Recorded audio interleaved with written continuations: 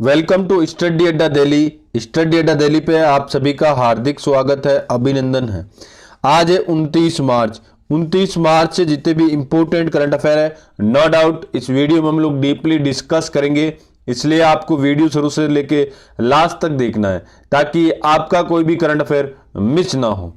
चलो दोस्तों स्टार्ट करते हैं आज का हमारा मोस्ट इंपॉर्टेंट करंट अफेयर। आज का हमारा पहला क्वेश्चन ये रहने वाला है कि हाल ही में विश्व बैंक ने किस राज्य सरकार को बाढ़ प्रबंधन परियोजना के लिए 108 मिलियन ऋण की मंजूरी दी है। अब किस राज्य सरकार को दी है दोस्तों?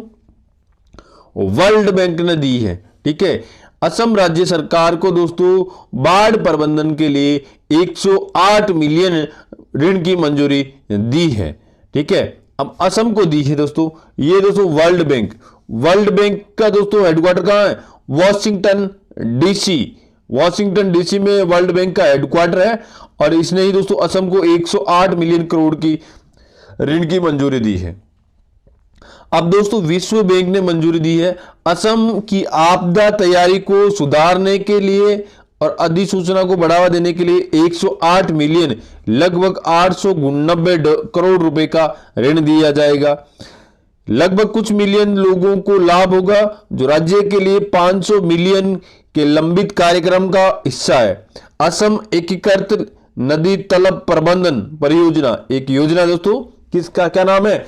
असम एकीकृत नदी तलब प्रबंध का मुख्य उद्देश्य है कि बेकी और बेरीहेडेकी नदी तालाबों और इको फ्रेंडली बुनियादी ढांचों को बनाना है ताकि राज्य में बाढ़ नदी तट आपदा को प्रभाव को कम किया जा सकेगा। जैसे राज्य के लगभग 1 लाख लोग सुरक्षित हो जाएंगे। ठीक है, अब असम के दोस्तों मुख्यमंत्री कौन है?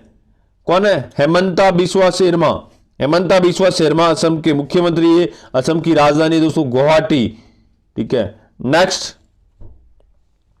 हाल ही में ईपीएफ 2022-23 के लिए कर्मचारी भविष्य निधि पर कितने फीसदी ब्याज दर तय की गई है? अब केंद्र सरकार ने कितने प्रतिशत ब्याज दर तय की है? ये दोस्तों 8.15% दोस्तों केंद्र सरकार ने ये ब्याज दर तय की है, 8.515%। ठीक है, अब दोस्तों इसके बारे में आपको डिटेल में बता देता हूं। ईपीएफओ, ठीक है, इसकी फुल फॉर्म है दोस्तों एम्प्लॉइज प्रोविडेंट फंड ऑर्गेनाइजेशन। ठीक है, ये भारत सरकार का है। इसका कर्मचारी भविष्य निधि संगठन, इसको हिंदी में कहें तो कर्मचारियों के भविष्य निधि संगठन श्रम और रोजगार मंत्रालय भारत सरकार के तहत एक सांविधिक निकाय है जो भारतीय अर्थव्यवस्था के संगठित क्षेत्र के कार्यबल के लिए भविष्य निधि, पेंशन योजना, बीमा योजना संचालन के लिए जिम्मेदार है।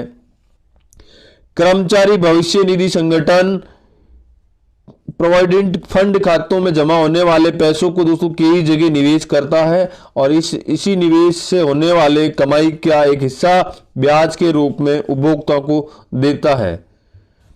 नेक्स्ट, हाल ही में किस देश के पूर्व राष्ट्रपति डिल्मा रूसेफ को ब्रिक्स न्यू डेवलपमेंट बैंक का अध्यक्ष नियुक्त किया गया है? ये दोस्तों पूर्व राष्ट्रपति है डिल्मा रूसेफ। ये दोस्तों कहां की है? ब्राजील की है। Option number A it will be right answer. Brazil की राष्ट्रपति थी। अभी दोस्तों इसको ब्रिक्स न्यू डेवलपमेंट बैंक का अध्यक्ष नियुक्त किया गया है। ये दोस्तों डिल्मा ब्रिक्स शेल्पा, इनको दोस्तों न्यू डेवलपमेंट बैंक का अध्यक्ष नियुक्त किया गया है। ठीक है, इसके बारे में डिटेल में देखिए। न्यू डेवलपमेंट बैंक जिसे BRIC बैंक भी जाना जाता है और जिसे ब्राजील, रूस, भारत, चीन, दक्षिण अफ्रीका द्वारा संचालित बहुपक्षीय वित्तीय संस्था बनाई गई है, घोषणा की गई है। ब्राजील राष्ट्रपति दिल्मा वाना रूसेफ ने उसके नए अध्यक्ष के रूप में चुनाव होने की घोषणा की है। मार्क्स ट्रायोजो की जगह ले रही है। दिल्मा रूसेफ एक आर्थिक अर्थशास्त्री है जो 2011 जनवरी से 2016 तक 2 क्षेत्रों तक दोस्तों ब्राजील फेडरेटिव गणतंत्र राष्ट्र की राष्ट्रपति के रूप में सेवा कर चुकी है। नेक्स्ट, हाल ही में भगवान बसवेश्वर और नांद प्रभु कोम्पागेड़ा गोड़ा की मूर्तियों का अनावरण किसने किया? ये मूर्तियों का अनावरण किया दोस्तों हमारे केंद्रीय गृह मंत्री है अमित शाह, उन्होंने इनका अनावरण किया है।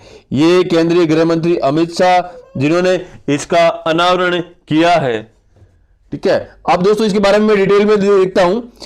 कर्नाटक राज्य सरकार सभा के संघीय गृह मंत्री और सहकार मंत्री अमित शाह ने कर्नाटक के दो प्रमुख ऐतिहासिक व्यक्तियों भगवान बसवेश्वर जी और नाडा प्रभु कोम्पागेड़ा जी की मूर्तियों का अनावरण किया है। भगवान बसवेश्वर, नाडा प्रभु कोम्पागेड़ा कर्नाटक राज्य के दो प्रमुख ऐतिहासिक व्यक्ति हैं।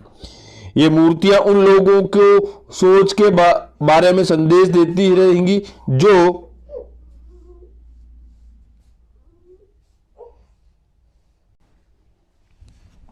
नेक्स्ट, हाल ही में किस देश ने घोषणा की है बेल्ट एंड रोड देशों की मदद करने के लिए 240 अरब डॉलर खर्च करेगा? अब किस देश ने घोषणा की है? ये चीन ने घोषणा की है। चीन 240 अरब पैसे खर्च करेगा किसके लिए? ये दोस्तों बेल्ट एंड रन रोड के लिए। ठीक है, इसके बारे में डिटेल में देखिए। ये इस टाइप की रोड है। ठीक है, ये दोस्तों इस टाइप की ये रोड का एक आपको ड्राफ्ट तैयार करके दिखाई दे रहा होगा। इस टाइप की ये रोड है, ये चाइना द्वारा तैयार की जाएगी। ठीक है, चाइना द्वारा ये रोड तैयार की जाएगी। अब दोस्तों इसके बारे में डिटेल देखिए। विश्व बैंक, हार्वर्ड कैनेडी स्कूल, एडाडाटा और द कियल institute for the world economy के शोधकर्ताओं द्वारा एक हाल ही में आयोजित अध्ययन में खुलासा किया है चीन ने बेल्ट एंड रोड बुनियादी ढांचा का पर प्रयोग के लिए गए कर्ज के भुगतान में परेशानी का सामना करने के लिए 22 विकासशील देशों की मदद करने के लिए 2008 से 2021 तक लगभग 200 अरब खर्च किए हैं। ठीक है, नेक्स्ट, हाल ही में चुनाव आयोग ने किसे ट्रांसजेंडर समुदाय के लिए चुनाव आइकन के रूप में नियुक्त किया है? ये दोस्तों मजमा जोगाती को इसका चुनाव ब्रांड एम्बेसडर नियुक्त किया गया है ट्रांसजेंडर समुदाय के लिए। ठीक है, इसके बारे में डिटेल में देखिए। ये दोस्तों मजमा जोगाती जो राष्ट्रपति के कोविंद के द्वारा ये सम्मानित होती हुई। ठीक है, भारत के कर्नाटक राज्य के चुनाव आयोग ने मजमा जोगाटी को एक मतदान चिन्ह के रूप में चुना है जो अधिक से अधिक ट्रांसजेंडर समुदाय के सदस्यों को पंजीकृत करने और वोट करने के लिए प्रोत्साहित करेगी। जोगाटी के साथ साथ अन्य व्यक्तियों और क्रिकेट राहुल द्रविड़ और ज्ञानपीठ पुरस्कार विजेता चंद्रशेखर कंबर भी मतदान एम्बेसडर के रूप में चुने गए हैं। राहुल द्रविड़ भी चुने गए हैं और ज्ञानपीठ पुरस्कार विजेता चंद्रशेखर दोस्तों ये भी दोस्तों ब्रांड में से चुने गए हैं। नेक्स्ट, हाल ही में किसे केरल के सर्वोच्च नागरिक सम्मान से सम्मानित किया गया है? अब दोस्तों किसे केरल के सर्वोच्च नागरिक पुरस्कार सम्मान से सम्मानित किए गए हैं? ये दोस्तों एमटी वासुदेवन नायर को किया गया है। एमटी वासुदेवन नायर को इस पुरस्कार से सम्मानित किया गया है। यह एमटी वासुदेवन नायर, इनको दोस्तों इस पुरस्कार से सम्मानित किया गया है। यह केरल सरकार का सबसे टॉप पुरस्कार है। केरल में सबसे ऊंचा नागरिक सम्मान पुरस्कार केरल ज्योति के लेखक एमटी वासुदेवन नायर को दोस्तों सम्मानित किया गया है।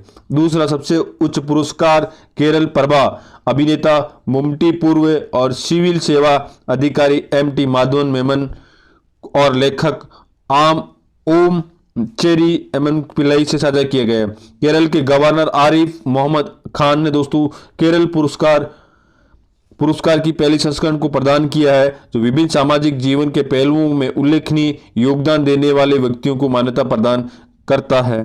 3 श्रेणियों के प्रदान किए गए हैं, केरल ज्योति, केरल प्रभा और केरल श्री। नेक्स्ट, हाल ही में किसने अरावली ग्रीन वॉल परियोजना का शुभारंभ किया गया है?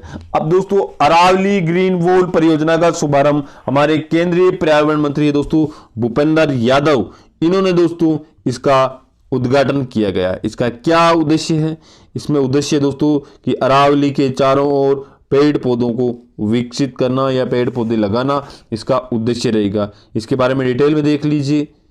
अरावली पर्यावरणीय पर्दा परियोजना एक महत्वपूर्ण पहल है जिसका उद्देश्य हरियाणा, राजस्थान, गुजरात, दिल्ली में अरावली पहाड़ी श्रृंखलाओं के आसपास 5 किलोमीटर क्षेत्र को वृक्षारोपण करना है। यह परियोजना केंद्र सरकार के पर्यावरण मंत्रालय के प्रयासों का हिस्सा है जो पूरे देश में हरित मार्ग बनाने के लिए काम कर रहा है ताकि भूमि के विघटन और रेगिस्तानीकरण का निपटारा किया जा सकता है। नेक्स्ट, हाल ही में call before you dig app किसने लॉन्च किया? अब call before you dig application launch किया हमारे प्रधानमंत्री नरेंद्र मोदी ने।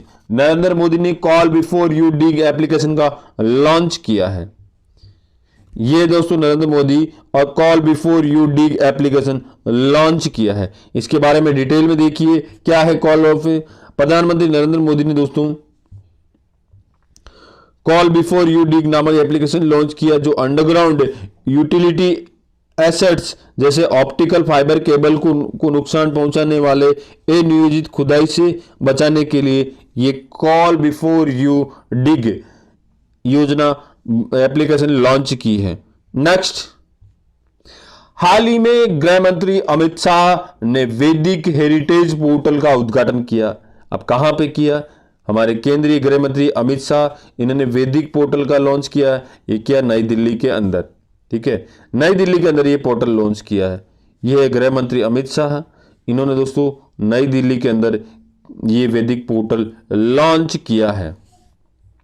केंद्रीय गृह मंत्री अमित शाह ने नई दिल्ली में दोस्तों वैदिक विरासत पोर्टल का उद्घाटन किया। पोर्टल का प्राथमिक उद्देश्य वेदों में निहित संदेशों को प्रेषित करना और इससे आम लोगों के लिए अधिक सुलभ बनाने के लिए ये वैदिक दोस्तों एप्लीकेशन लॉन्च किया गया है।